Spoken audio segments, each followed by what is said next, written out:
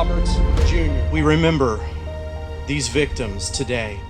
We remember their fortitude, their initiative, their courage, their selflessness, their devotion. We give them tribute, and today we remember.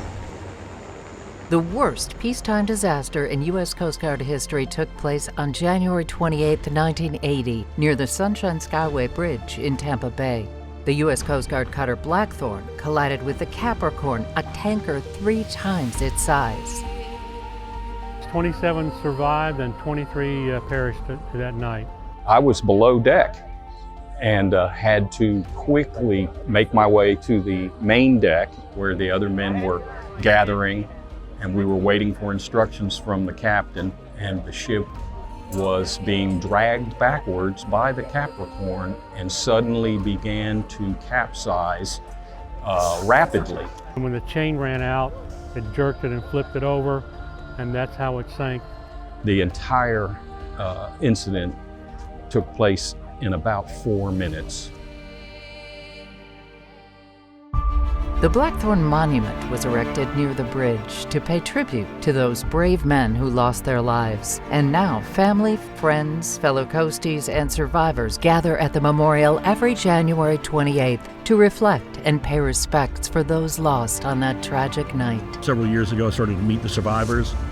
They all had stories about my brother. They still talk about it. So that was really good. It is not a cliche to say that I think about them virtually every day, because I owe my life to those men. And, you know, I've had 45 years of a wonderful, successful life, and they lost it all that night. Those 23 men didn't have the same opportunities I did, and that's why I'm here.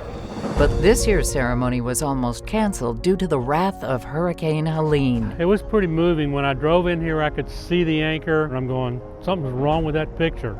But then I had to weave through everything to get here. When I pulled up and stopped and looked back over here, I saw the monument was down, and my heart just sank. No one expected what would happen during that storm. And I guess that was like your worst nightmare, that something terrible could happen to this monument. We started calling around to crane companies and monument companies to figure out how are we going to get this put together. And then the next big question was funding. So from there, once we figured out a total amount, we called the Coast Guard Foundation, and they made it easy. Cleanup and repair got underway immediately, with coasties and volunteers donating their time and efforts. But lifting this 8,000-pound monument was not going to be an easy task. So we maxed out a 40-ton crane, trying to pick it up the first time. We were able to pick it up enough to see that the monument was intact. And then we came back a week later with a 120-ton crane. And then at that point, it was just heavy equipment and slow, gentle going. The volunteers worked fast, removing the dead and damaged plant life, refreshing the garden beds, and replacing benches. It was completed in time for this year's 45th annual ceremony, where donors to the project were recognized.